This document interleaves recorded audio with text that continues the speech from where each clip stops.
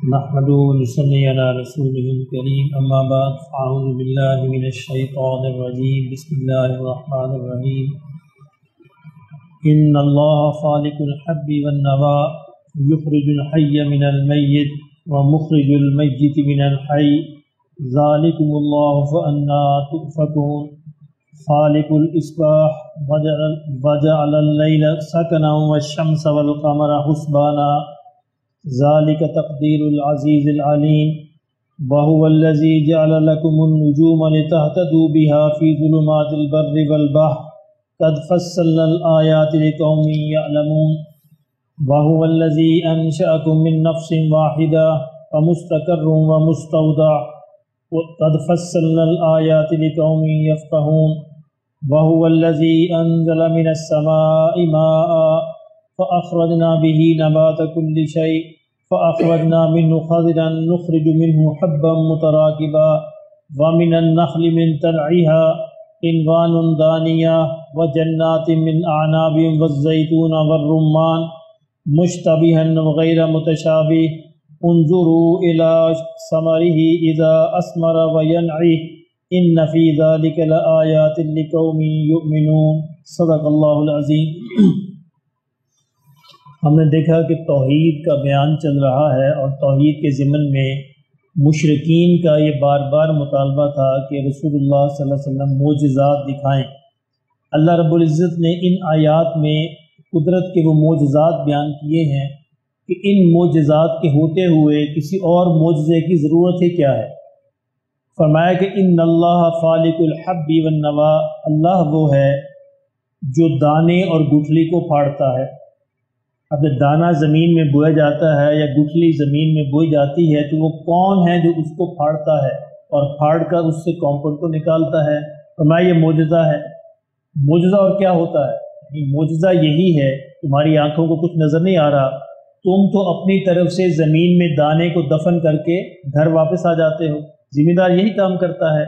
اب اس کے بعد معجزہ نمودار ہوتا ہے کہ زمین کے اندر سے، مردہ زمین کے اندر سے ایک زندہ کمپل نکل آتی ہے، اور اس کو زمین سے راستہ کون دیتا ہے؟ کیا اس چھوٹی سی ننھی سی کمپل کے اندر یہ طاقت ہوتی ہے کہ زمین کو پھاڑ سکے؟ اللہ نے فرمایا یہ میں ہوں۔ ان اللہ، بے شک اللہ ہے خالق، پھاڑنے والا، الحب والنوى، دانے کو بھی اور گٹھلی کو بھی، یخرج الحی من المیت، کہ میں ہی ہوں جو نکالتا ہے زندہ کو مردہ سے۔ اب زمین مردہ ہے، اس زمین مردہ سے زندہ ایک کمپل جو ہے وہ اللہ نے نکال دی۔ ومخرج المیت من الحی، اور میں ہی ہوں نکالنے والا مردہ کو زندہ سے۔ فرمایا یہ معجزہ نہیں تو اور کیا ہے؟ یہ معجزے ہیں۔ تم کون سے معجزوں کی بات کرتے ہو نبی صلی اللہ علیہ وسلم سے؟ تمہارے ارد گرد دن رات معجزے بکھرے پڑے ہیں، اگر تم اپنی آنکھیں کھول کے دیکھو تو ہر جگہ تمہیں یہ معجزے اللہ کے ہونے کے نظر آئیں گے۔ ذالکم اللہ، فرمایا یہ ہے تمہارا اللہ جس کے تم معجزے طلب کرتے ہو، یہ ہے تمہارا اللہ جو دن رات تمہیں معجزے دکھاتا ہے۔ فَأَنَّا تُؤْفَكُونَ، اب تم کہاں بہ کے پھر رہے ہو، ادھر ادھر کہاں بھاگے پھر رہے ہو؟ اللہ کی طرف لوٹ آؤ، واپس آ جاؤ۔ خالق الإصباح، فرمایا وہی پھاڑنے والا ہے صبح کو، یعنی رات کی چادر کو پھاڑ کر صبح کو نکالنے والا اللہ ہی ہے۔ اب اگر کبھی آپ نے یہ منظر دیکھا ہو، یہ منظر نظر آتا ہے صحرا میں، اصل میں صحرا میں کبھی آپ نے یہ منظر دیکھا ہو تو بڑا عجیب و غریب منظر ہوتا ہے جب صبح کے وقت رات کی چادر کو پھاڑ کر صبح نمودار ہوتی ہے، دیکھنے والا منظر ہوتا ہے۔ یہ اعظم صاحب نے دیکھا ہوا ہے صحراؤں میں، یہ منظر بہت خوبصورت اور واقعی نظر آتا ہے کہ اللہ کا معجزہ کسے کہتے ہیں۔ تو میں خالق الإصباح، وہ صبح کو پھاڑ کر نکالنے والا ہے۔ وَجَعَلَ اللَّيْلَ سَكَنًا، اور رات کو اس نے سکون کی چیز بنایا ہے، یعنی رات کے اندر سکون کس نے ڈالا ہے؟ اللہ نے ڈالا ہے۔ اگر اللہ نہ ڈالتا تو انسانوں کو، جانوروں کو، پرندوں کو سکون نہیں آ سکتا تھا۔ اب دیکھیں رات ایک ایسی سکون کی چیز ہے کہ پرندے بھی رات میں سو جاتے ہیں، جانور بھی رات میں سو جاتے ہیں، انسان تو سوتے ہی ہیں۔ فرمایا یہ بھی میرے ہونے کی دلیل ہے، یہ بھی معجزہ ہے۔ وَالشَّمْسَ وَالْقَمَرَ حُسْبَانًا، اور سورج اور چاند کو فرمایا ہم نے حساب کتاب کی چیز بنایا، اس سے تم وقت اپنے مقرر کرتے ہو، حساب رکھتے ہو۔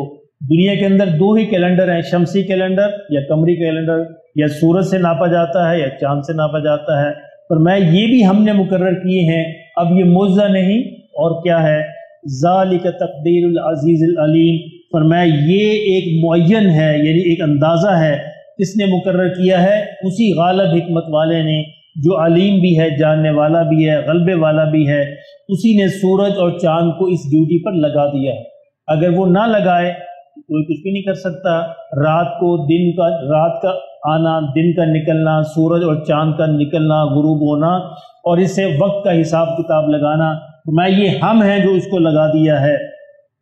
وَهُوَ الَّذِي، فرمایا وہی اللہ ہے، الَّذِي جَعَلَ لَكُمُ النُّجُومَ لِتَهْتَدُوا، کہ جس نے ستاروں کو بھی بنایا ہے تمہارے لیے تاکہ تم رہنمائی حاصل کرو، بہا ان سے، فی ظلمات البر والبحر، زمین کی خشکی کی اور تری کی جو اندھیریاں ہیں اس میں تم اس میں رہنمائی حاصل کرو.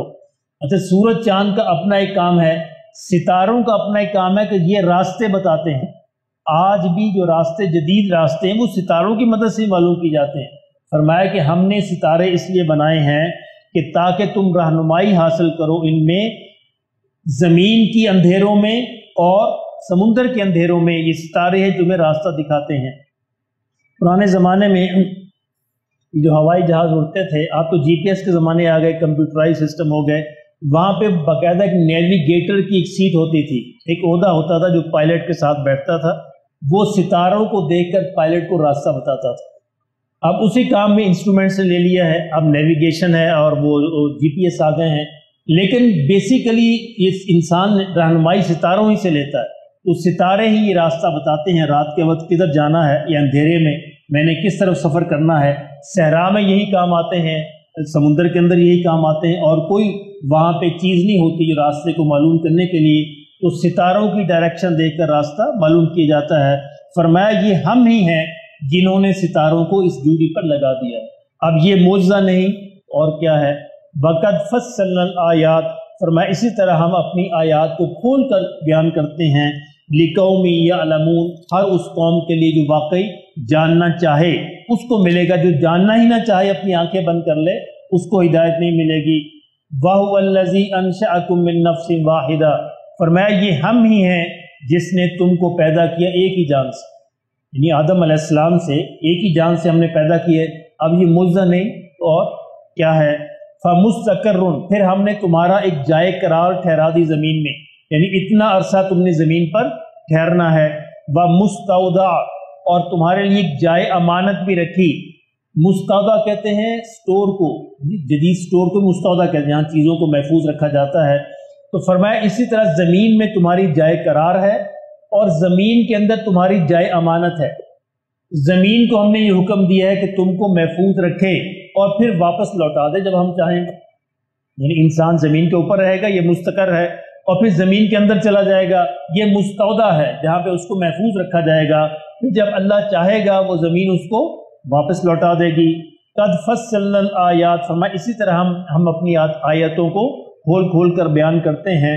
لِقَوْمٍ یفقہون، ہر اس بندے کے لیے، ہر اس قوم کے لیے جو سمجھنا چاہے، جو اپنی فہم کو استعمال کرنا چاہے. وَهُوَ الَّذِي أَنزَلَ مِنَ السَّمَاءِ مَاءً، اور وہی ہے جس نے آسمان سے پانی کو نازل کیا. فَأَخْرَجْنَا بِهِ نَبَاتَ كُلِّ شَيْءٍ، اور اس پانی کے ذریعے سے ہم نے ہر چیز کا ایک انخوا نکال دیا. آپ نے دیکھا کومپل، یعنی دانے جو ہیں یا گٹھلی جو ہے یا بیج جو ہے یا درخت بھی ہے، ان سے ایک انخوا نکلتا ہے جس کے اندر سے پھر کومپل نکلتی ہے. یہ پتہ نہیں آپ لوگوں نے اس فنومنا کو دیکھا یا نہیں دیکھا. فَأَخْرَجْنَا مِنْهُ خَضِرًا، اس سے فرمایا پھر اس انخوے سے ہم نے سرسبز شاخ نکالتے ہیں. یعنی پہلے وہ نکلتا ہے ہر چیز کا، اس کے اندر سے پھر سرسبز شاخ نکلتی ہے. نُخْرِجُ مِنْهُ حَبًّا مُتَرَاكِبًا، پھر اس کے اندر ہم دانے بنا دیتے ہیں. وہ شاخ بڑی ہوتی ہے، اس کے اندر دانے پیدا کرتے ہیں، متراکبہ، ایک دوسرے کے اوپر، تہ بتہ، جس سے آپ نے گندم کا سٹا دیکھا ہوگا. یہ بڑی خوبصورت مثال ہے. یعنی پہلے وہ انخوا بنے گا گندم کے دانے میں، اس سے کومپل نکلے گی، وہ پھر جوان ہوگا، اس کو دانے لگے، ایک دانہ نہیں لگے گا، اس کو پورا سٹا لگے گا جس کے اندر بے شمار دانے ہوں گے. فرمایا یہ معجزہ نہیں تو اور کیا؟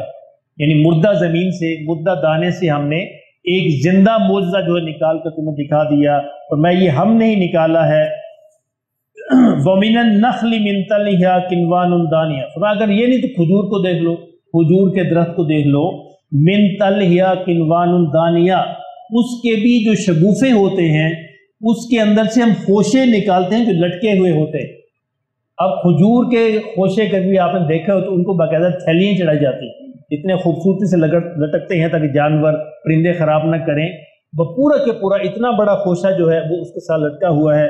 فرمایا یہ ہم ہیں جو کھجور کے اندر بھی یہ خوشے لٹکاتے ہیں، وَجَنَّاتٍ مِّنْ أَعْنَابٍ، اور یہ ہم ہیں جو انگوروں کے باغات بھی اگاتے ہیں۔ انگوروں کے باغات دیکھیں آپ، یہ بھی دیکھنے والا منظر ہوتا ہے۔